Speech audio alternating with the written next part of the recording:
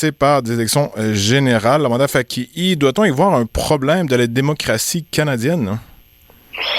C'est vrai que ça soulève un malaise sur le plan démocratique. Lorsque tu es élu, tu es un mandataire, tu portes la voix des citoyens qui t'ont élu.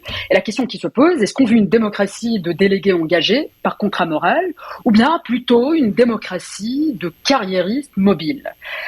Quand tu es député, t'es pas un citoyen comme un autre, tu es un individu avec des convictions, des émotions, un parcours professionnel.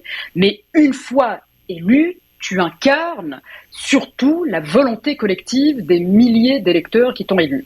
Donc c'est sûr que dans le cas de ces députés néo-démocrates et aussi les 3 autres députés conservateurs, ça suscite des interrogations, surtout lorsqu'on change de fusil d'épaule 1 an après les élections. Donc c'est assez court comme temporalité.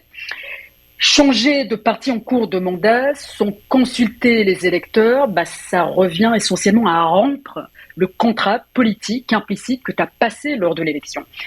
Et c'est une désertion, parce que lorsqu'on parle des transfuges, essentiellement c'est de la désertion et ça alimente le cynisme ambiant. Ça mine la crédibilité des institutions, ça érode aussi la confiance dans la représentativité, dans la démocratie représentative, et ça nourrit surtout l'idée que toutes les politiciennes, tous les politiciens, ce sont des opportunistes.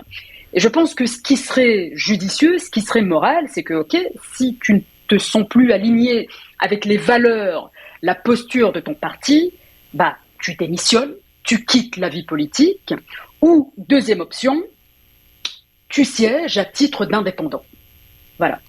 Donc c'est sûr que ça crée des interrogations, mais le cas de la députée néo-démocrate, c'est assez intéressant parce que si on regarde le scrutin de 2025, c'était très très serré entre elle et la députée libérale.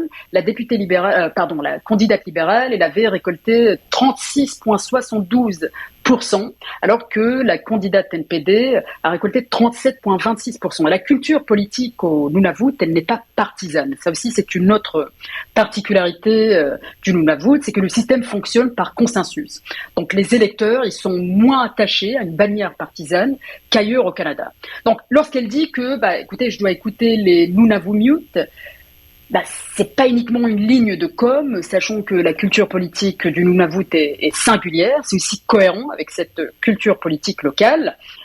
Elle n'a peut-être pas trahi ses électeurs, mais elle a clairement changé les règles du jeu en cours de route.